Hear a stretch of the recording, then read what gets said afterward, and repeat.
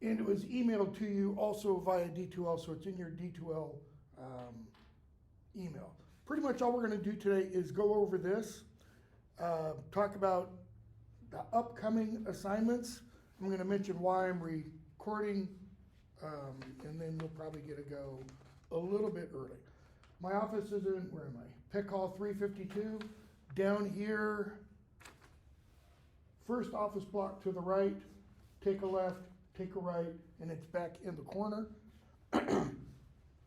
Best way to reach me, other than before or right after class, is via email, which is ted.sherman@mtsu.edu. Let me rephrase that. Best way to reach, I shouldn't have done that. Reach me via email is using the D2L email, okay? And the reason I say that is when you send me an email via D2L, it gets threaded into emails by this class. Otherwise, I've got 4 classes, bunch of students, they all get mixed up, and then I get my regular MTSU email, which is most of the time, I just look at the subject and click delete, because I get a lot of spam, including a lot of MTSU spam. Office hours are going to be 7 to 7:15 to about 7:50 in the morning. After 7:50, I'll probably be in here. If you need to get in touch with me, you can get in touch with me, it's sad to say, 12 to 16 hours a day via email. Okay, I'm pretty much connected all the time. Or by appointment if you need to see me if you need to see me about something in particular, etc. We can arrange a time to meet, okay? If you did look at the syllabus, when you do look at the syllabus, you're gonna notice 2 classes, the same syllabus for both classes, that have the exact same class right after this one. Oh, the door is locking, okay. The required text for this class is this, get it used. This is the 11th, this is the 10th edition, I brought the wrong one. We're using the 11th edition. If you get the 10th edition, that's fine, because in the syllabus, and if I could show you, I would, there are 2 sets of page numbers after everything for the assigned reading. The first set of page numbers is in the 11th edition. The second set of page numbers is the 10th edition, okay? 10th edition will be a lot less expensive, if I remember correctly. Disclaimer, everything in the syllabus is subject to revision, simply because, last week, we may get behind. We're already behind. I've tried to, haven't really dropped anything, I've just crammed stuff in more time. Normally in this class, I would spend the first day or 2 going over all of these terms that are alluded to in the first 2 days for January 7th, last week, January 17th and 19th. And we're gonna talk about that in a moment. We're not gonna go over all of those terms.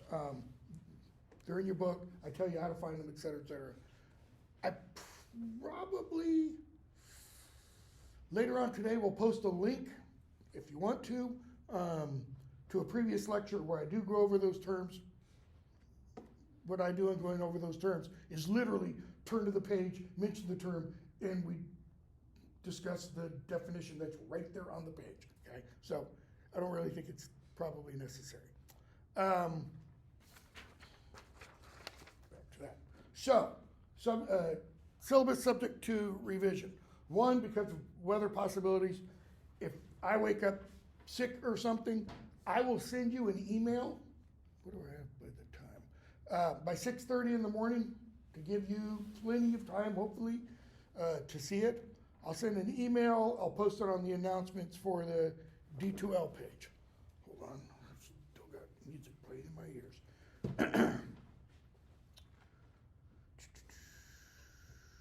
Any changes to the syllabus I say will be made in class, I'll also post them in D2L. Let me make a comment about this. I record since 2011, 2012. I've recorded all my classes, put them on YouTube. Literally all of them. There's like 150, thank you. Here, do this.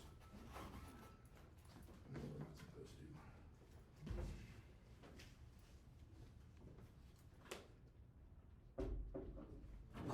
Security shooters, all that kind of stuff. That's why they are automatically locked now.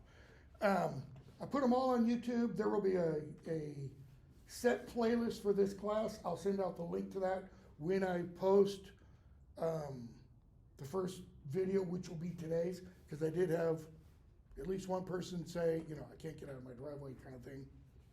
And, but it looks like 2, 4, 6, 8, 10, 12, 14, 15. We've got about 6 people, no. We've got about 3 people, I think, who aren't here. So, if you miss class, everything that was discussed will be available usually by about 2 or 3 o'clock that afternoon. Students with disabilities, you know who you are, you know what you're supposed to do. Do it so that I get the email from that office so I know what to do, okay? Cell phones, laptops, all that kind of stuff. Cell phones don't. Just turn them off when you come in, take your earbuds out, take your beats off. I've literally had students come in for nearly the entire semester trying to wear these big over-the-ear headphones. I've had students, I'm not using anybody in this classroom, but you know, in that back right seat, I've had students come in and halfway in class, you know, I could hear this heavy bass beat, you know, et cetera. I just tell them to leave, and they usually do. So just don't. If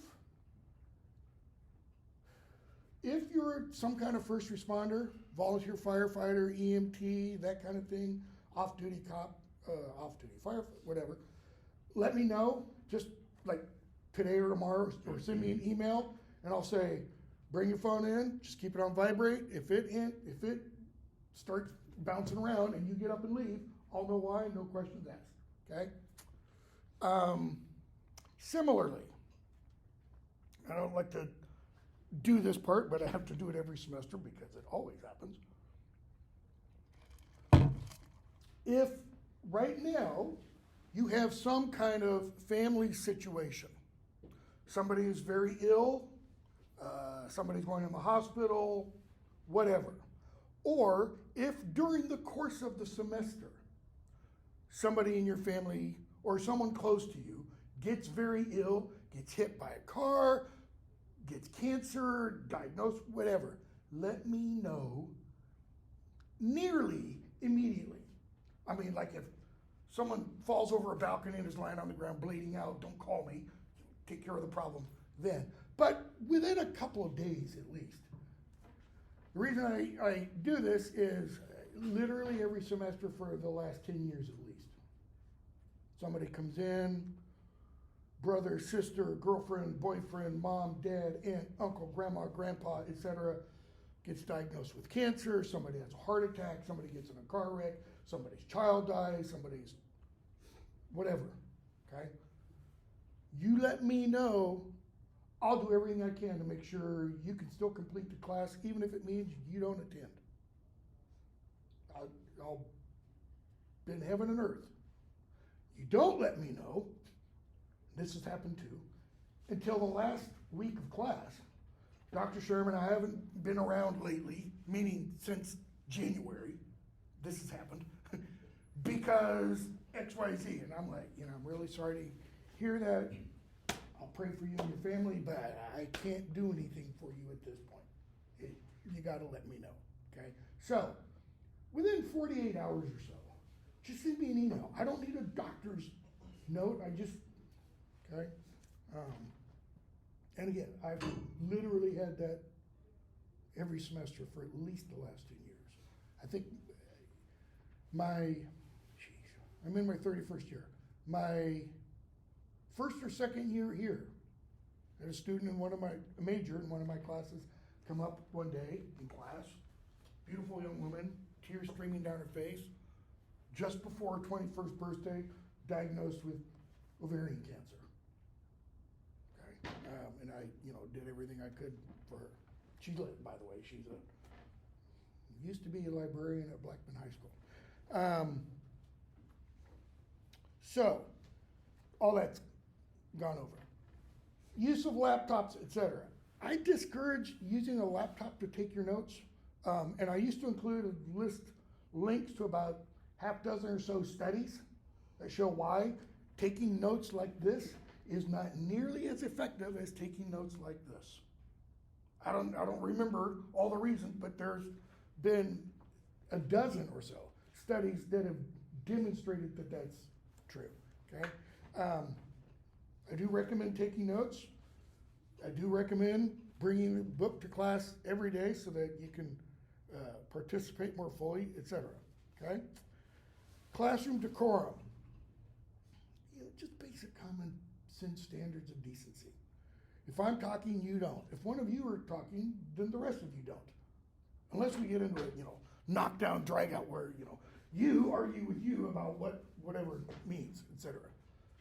But no knocking down or dragging out, just, verbal. Verbal usage, try to keep it clean. I'll be the first to admit, I'm gonna say damn and hell an awful lot, okay? I try not to, but I still do. Every now and then I'll use some other French kind of terms, etc. So, try to be here on time. As you notice, the door locks. Wait a second. That locked too early. It's not supposed to lock at 8 o'clock. It's supposed to lock at like 8:15, and it's not even 8:15. The door locks probably at about 8:15. I'm just going to let it close and leave it closed. If one of you, out of the kindness of your heart, wants to open the door for someone, you may, but I'm just going to sit here and kind of go, should have been here on time. Let me go back for a moment to the missing, etc. If you work third shift somewhere, so you're working from 11 to 7 or something, let me know. So, if you need a few extra minutes to get here, etc. Again, I'll probably cut you some slack for there, okay? I talked about that. You're courteous to others, use appropriate language, don't eat during class. If it's a, protein shake or something soft and squishy and doesn't make noise, that's fine. But if you come in with a bag of crunchy Doritos and you're sitting right next to somebody and they're sitting there starting to twitch because you're setting them off, just don't do that. Don't fall asleep, because I'll walk up and do that. Or throw an eraser. I've done both. Don't do homework or assignments for other classes in here. I had students in multiple classes who would come in and plop down a big chemistry book or an accounting textbook, and I'm like, dude, what the hell? Wrong class. Oh, well, this class isn't important. Wrong thing to say. I know it's gen ed. I know none of you want to be here. I understand it. I get it. I was the exact same, okay? Just don't come if you're going to do that. What else? Headphones I talked about. Don't cheat or plagiarize, obviously.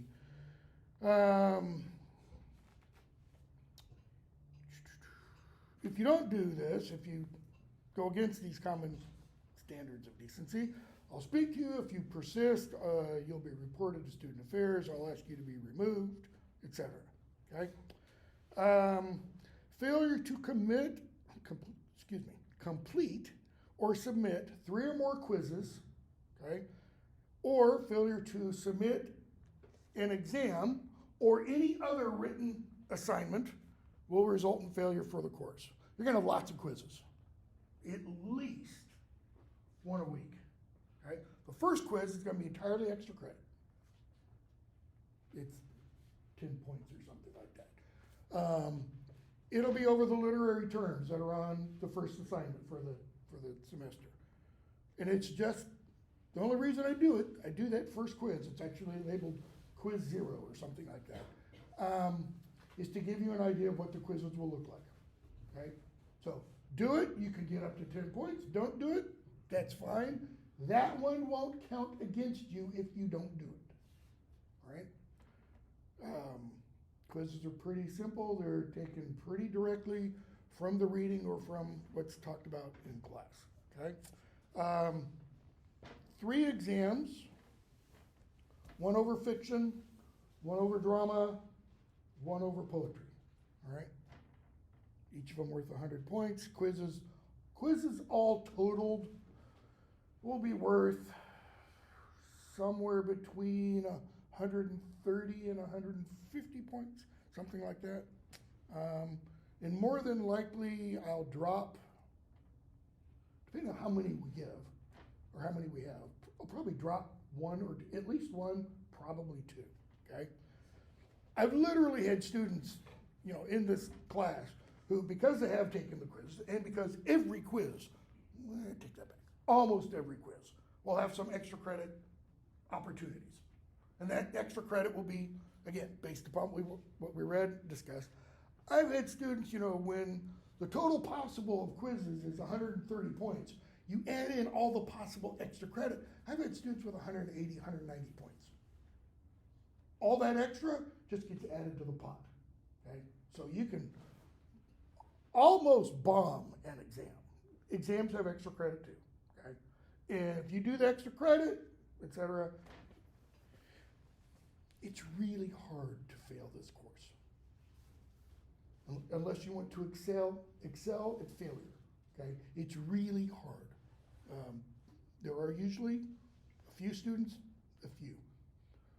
1, 2, maybe 3 every semester, but that's because they just blow it off. They don't show up, they don't take the quizzes, etc., okay? Grading. I just take the total number of points you earned divided by the total number of points possible. That's it. Nothing's weighted more than something else, etc., okay? I don't know what the total number will be yet, because I don't know exactly how many quizzes we'll have, all right? Quizzes and exams, they'll be on D2L. Quizzes and exams, with maybe the exception of the final, will be entirely objective. I don't mean objective, true, false, multiple choice. Fill in the blank, short answer, that kind of thing. But they're not going to be asking you, those quizzes and exams won't be asking you, with maybe the exception of part of the final, won't be asking you to interpret what the misfit represents in A Good Man Is Hard to Find or something like that. They'll be, who is the person who shoots the grandmother, kind of a thing. It'll be based upon the actual plot or story or, what the poem says or who wrote the poem, that kind of thing, all right? For the quizzes, you'll have anywhere from a window of opportunity to take each quiz, anywhere from 48 hours to maybe a week. I've already got them all set up. I've got when they become available, when they're due, etc. You can't see that, but when I make them available, you will. I think the shortest one is maybe 2 or 3 days, and the longest one is a week. So what that means is, let's say you have a quiz and it becomes available February 1st. If it closes on February 6th at 11:59, then that means you have from probably February 1st at 11:59 until February 6th, 11:59 to take it. When you actually click on it to take it, you will have anywhere from 10 to 20 minutes. Okay? Again, because they're entirely objective. I was on medical leave last fall, and they made some changes to D2L. One of the changes I really don't like, because now I don't have the option to say, okay, you've got 10 minutes, and then I'll give you 2 extra grace minutes. So you're working along, you hit your 10-minute mark, and you're typing in your last short answer. Now, at that 10 minutes, it automatically sends whatever you've done. So maybe you don't even have the next question done yet. You get a 0 on that question, all right?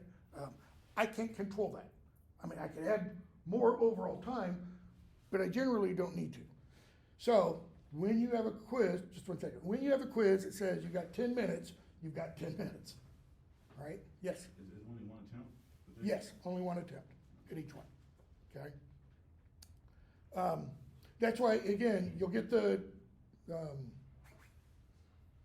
extra credit one, and you'll see exactly what they're like. That way you'll know when the next quiz, when the first real quiz is available, kind of what to expect and about how much time. And I think don't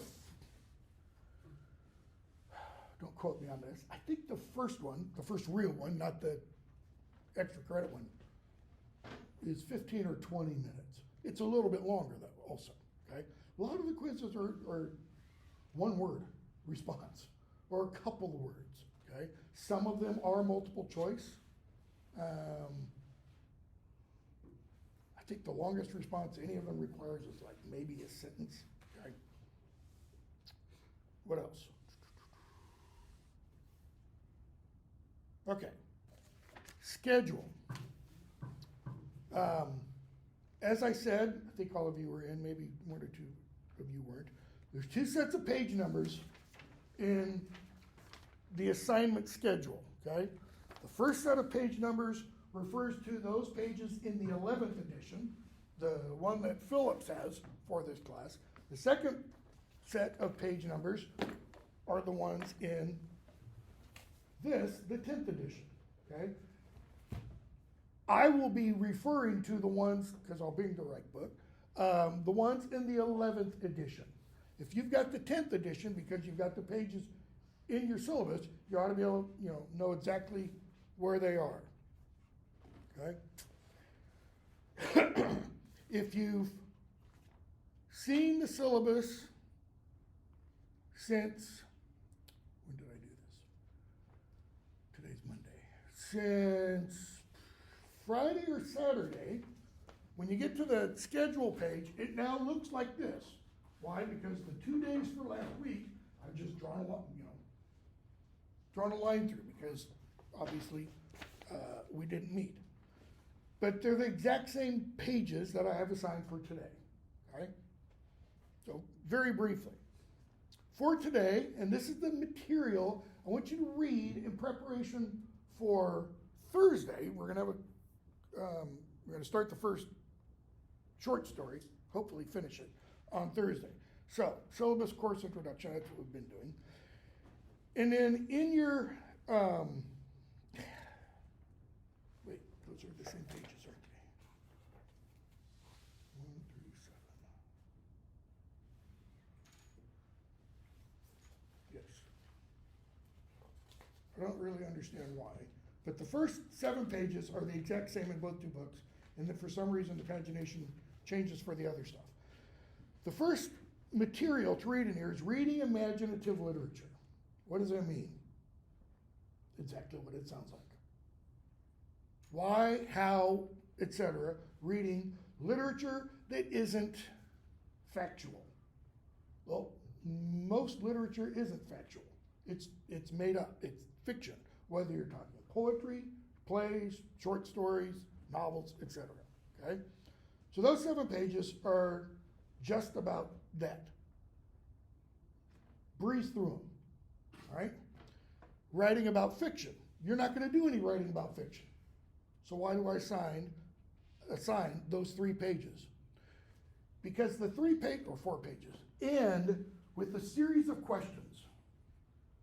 Those series of questions are very good for you to just have in mind as you read something or when you finish reading something. For example, page 46.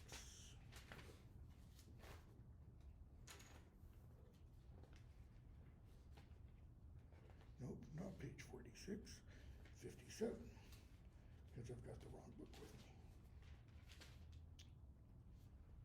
questions for responsive reading and writing. So for example, this breaks the questions about fiction down into what are called the elements or the techniques of fiction. Plot, character setting, point of view, etc. Plot. Does the plot conform to a formula? What's the plot? The order of events in the story. Okay? Does it conform to a formula?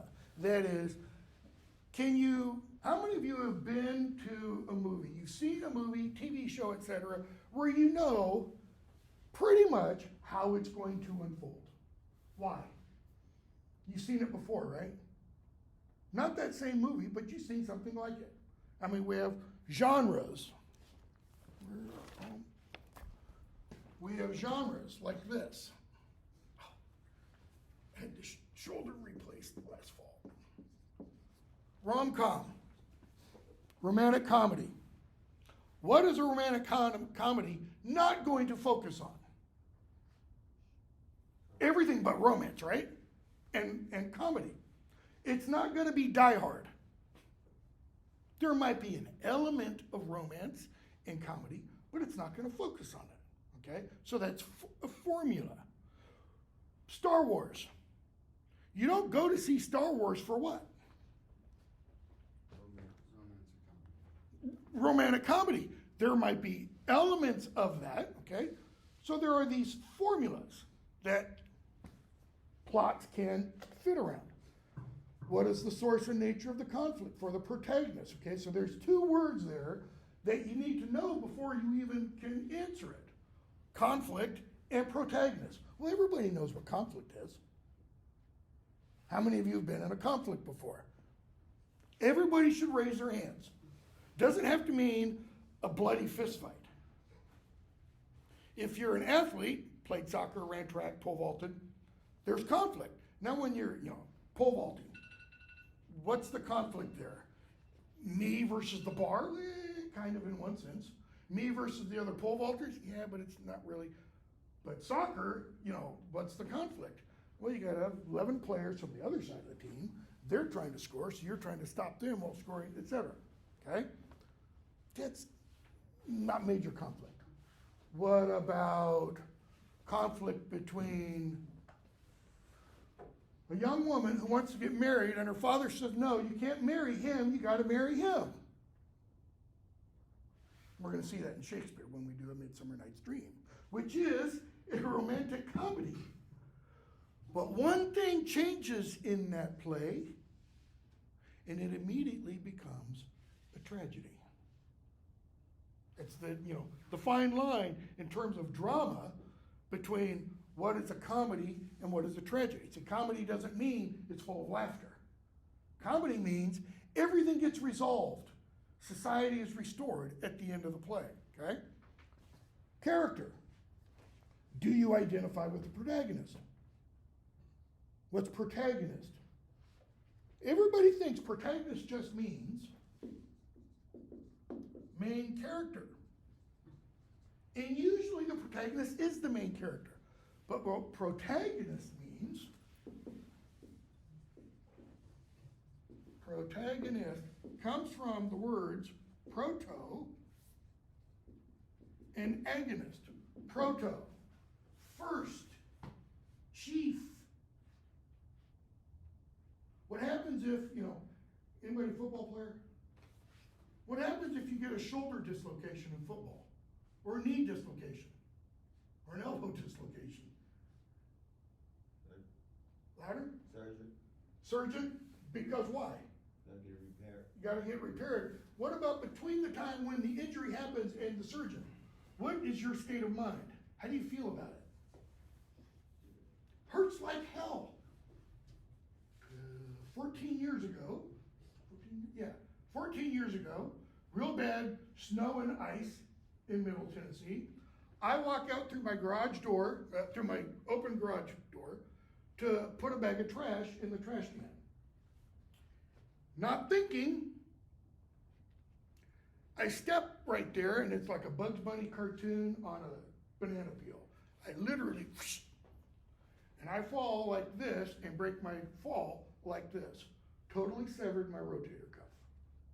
That is, all the muscles and tendons that connect this to this, ripped. My arm just, pain. I've been on fire before, third-degree burns. Pain like you cannot imagine, okay? What's another word we use to describe that? Agony. Protagonist is the chief or first sufferer, the person who undergoes the most suffering in a play. The terms come from ancient Greek. Aristotle described them in relation to plays. We're going to read a play called Oedipus the King. Oedipus is the protagonist. Why? Because he suffers more than anybody in that play. Why does he suffer? Because he's a damn fool. Okay? So, do you identify with protagonists? How many of you read the Harry Potter novels? Probably some of you, even if you don't want to raise your hands. You more than likely, unless you're one of those weirdos who, likes to torture puppies and kill kittens, you probably identified with Harry, not with Draco Malfoy, okay? So what does that mean? You kind of put yourself in that person's shoes. You're kind of like, yeah, I can see it. Come on, go Harry, What else? Setting. Is the setting important? So these are all questions that you should kind of consider as you're thinking about in reading some of these works. For example, the first story we're going to read, the first thing we're going to read, is a story by Nathaniel Hawthorne. You probably were forced to suffer, to be in agony, to read something like The Scarlet Letter in high school. Okay? Why? I don't understand why schools do that. Anyways, that story is set in 17th century New England, at a time when the Puritans kind of held control. Anybody familiar with the Salem witch trials, or anything about them? Hawthorne kind of sets his story not in that period, but a little bit later. Hawthorne was directly related to the governor who was ultimately responsible for the Salem witch trials. He had a lot of family guilt, right? The story's going to be kind of set in that period. A little bit later, actually. So what does that setting, when we read The Minister's Black Veil, think about, okay, how does this setting affect the story? Could you do that story, The Minister's Black Veil, in 2024, New England? No, you couldn't really. Why? Because our society essentially says, hey man, if somebody's a little different, that's okay.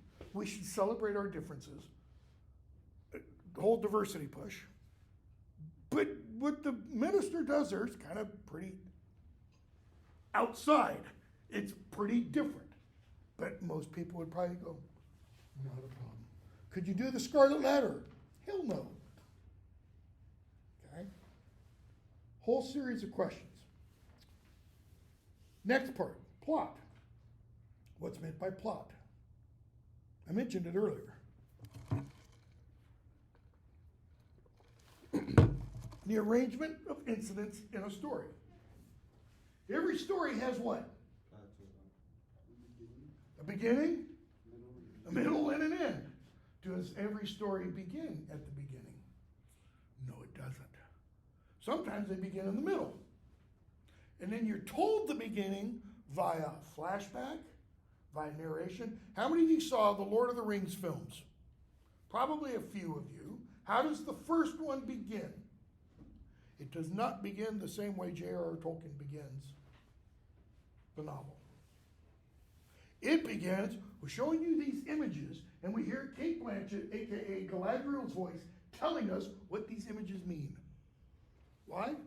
Because that is all background information that, if you've never read The Lord of the Rings, you need to have in order to understand what is going on when the film actually begins with Frodo and Bilbo and Gandalf in Bilbo's little hole.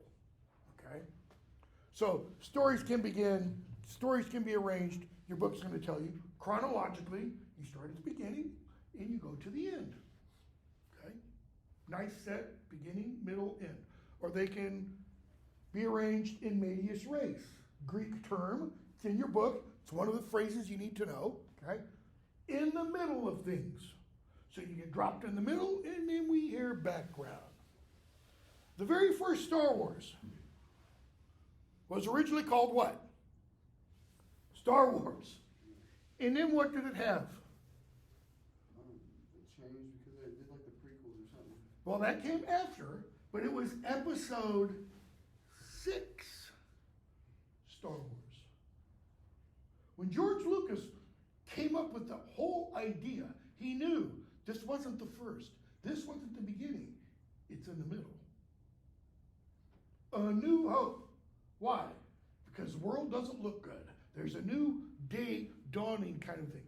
So we get the background in the horrible, god awful, horrible sequels, and then things move on. Okay? I think it was episode 6. Plot. So that's plot. The next section, character. What's character? The people in the stories. That section is about how does an author create characters? 2 main ways, showing and telling. Showing is all narration about that person. That's what I do entirely in class. I show, I talk about, I don't become. The minister, Parson Hooper in the minister's black veil. Okay? So showing, that's telling. Showing is when we hear people speak. We see them act and behave and think. Okay? Some characters are believable, some characters are not believable. What makes a character believable? What makes someone you don't know very well possibly believable? What makes a political candidate believable? Well, it's things like, are their actions plausible? Do they make sense? Are their actions in line with what they say? If Trump were to come up and say, I've always been a God-fearing, wholesome, upright, moral human being, what would most people, I think even including his children, say? Not true. Okay? And I'm not picking on Trump. I don't care what your political heroes, whatever, I'm going to take shots at all of them. So don't get offended. If you do get offended, deal with it. Okay? What else? Setting. I talked about that a little bit. Setting isn't only place. Where does Star Wars begin? We're told at the very beginning, right? The words come and they go off into space. In a galaxy far, far away, a long time ago in a galaxy far, far away. In other words, we're not in Kansas anymore, Toto. This is way out there. Okay? Because if they did that and it's on Mars, most people would go, no, haven't seen that, wouldn't be believable. Setting can also be what? Time, culture. If you were to try and set an event that happened in our day, or a belief system in our day, I don't care what it is, okay? Or a cultural practice, gay marriage. And set that 300 years ago in New England, so 1724, what do you think the likelihood is going to be that story's going to be whatever, uplifting? No, because what's going to happen to the gay couple? They're going to be killed, okay? Whether it's 300 years ago, 200 years ago, 100 years ago, etc. Okay? So settings, cultural beliefs, time, actual physical place, etc. Point of view. How is the story told? Or later on when we get to dramas, things like that. Is it first person? How many of you suffered through, and I'm going to bet probably 0, suffered through Herman Melville's magnum opus, Moby Dick? I've got a PhD in literature. I've tried to read that sucker 3 times and I gave up. Even when I had an American Lit graduate seminar. It's like, hell no. I get that big long middle section about whales, and it's like my eyes just roll back and shoot me now. Couldn't finish it. It begins, anybody know? 3 famous words. Call me Ishmael. It's all told from a first person perspective. The character Ishmael on the Pequod, the name of the boat, going off hunting, So you have things like that. Or you can have third person, told from somebody in the stories. From whose perspective, for the most part, are the Harry Potter novels told? Harry Potter. Okay? Is Harry Potter the narrator? Nope. The narrator drops us into Harry's mind every now and then, lets us know what Harry's thinking. But he also does that with Ron, Hermione, and other characters. So the narrator is what's called omniscient, knows what everybody's thinking. Okay? You can have narrators, first person, that employ what's called stream of consciousness. Anybody know what that is? It's what's going on in your brain right now. All these thoughts, probably the number one is, how much longer? But all these thoughts that just get dumped onto the page. Sometimes no order. One of the most famous novels in the English language is named Ulysses by James Joyce. He wrote and rewrote and rewrote and rewrote that thing like 15 or 20 times. That is, there are like 15 or 20 different versions. And all the characters in it are stream of consciousness. It's like we suddenly get a glimpse into this person's mind. And it's just, one idea after another coming through and going out. It's extremely hard to read. Okay? Symbolism, probably the thing that most of you hate the most about having an English course. What did it mean? Well, symbols are pretty clear. A cross means a cross. A red crescent means Islam, essentially. Okay? An upside down star, 5-pointed star, in a circle is a pentagram. Pagan imagery. Okay?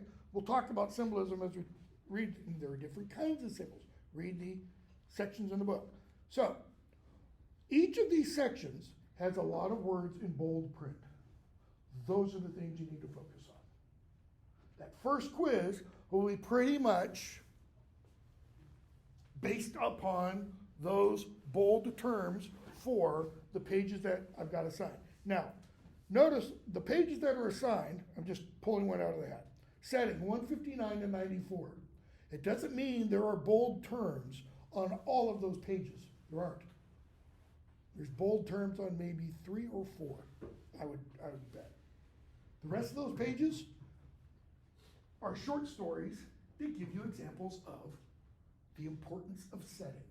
One of the short stories, what time is it? 8:46. One of the short stories is called A Soldier's Home, which I've assigned once, okay? It's all about a guy who left middle America, somewhere in Oklahoma, if I remember correctly, and goes off and fights in World War I. Experiences France, experiences Germany, experiences Paris and Berlin, and then goes back home to Podunkville, Oklahoma. Why? Ernest Hemingway, by the way, is a writer who came from small town America, went off and fought in the war as a reporter and all this kind of stuff. Because one of the things it's showing is you can't go home. You go and experience the things a soldier experiences in war, and home is what?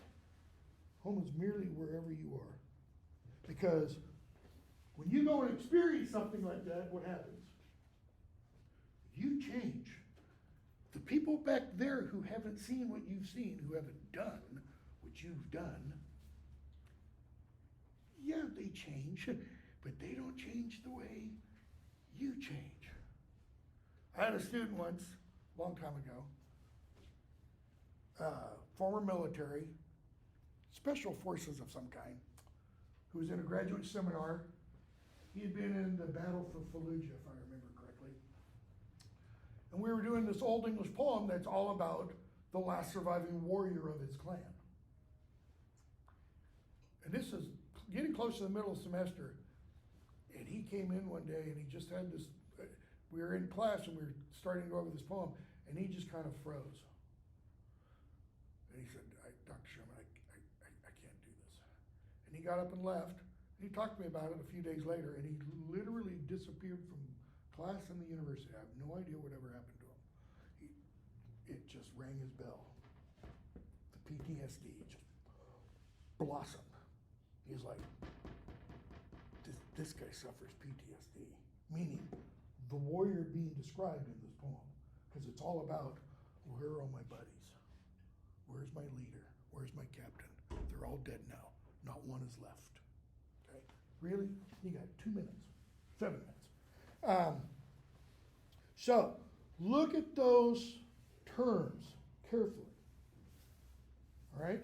And then, because what we'll spend our time on Wednesday is Nathaniel Hawthorne's short story, The Minister's Black Veil. We're going to try and do all of it. It's not a long story, okay? Don't read into it. Don't read it and go, okay, what's the deep meaning? Just read it.